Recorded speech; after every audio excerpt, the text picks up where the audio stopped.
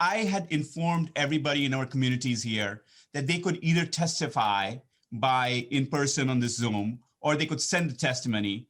And if they really couldn't do that, for or against, I was going to testify, and they could join me.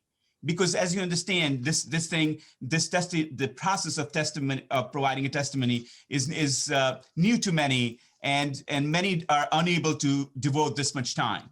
So I had expected 10 or 20 people to join me, and the email just kept running. I just couldn't keep up. I couldn't even reply individually until 4 hours later, or 6 hours later.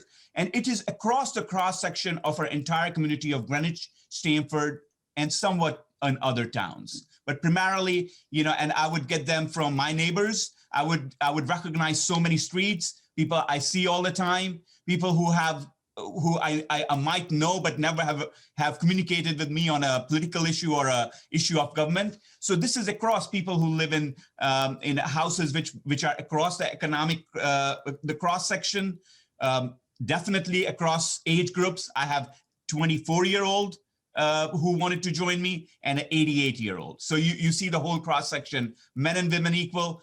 I think I cannot say by party lines what the count is, but I do know it's across party lines. It's not just one party or the other. This is a broad section of our communities. It's across party lines. Harry and I agree about 50% of the time, maybe 60, I'm not sure.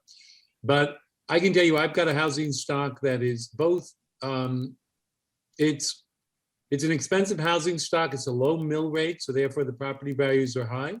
But I have people who've inherited property who might be on Social Security and a small pension. And so it's a tipping point for many people who also are marginalized. So it's an interesting issue. They've got the wealth, but you're basically telling them they need to sell their house and move to afford to continue their existence. So, these taxes are complicated.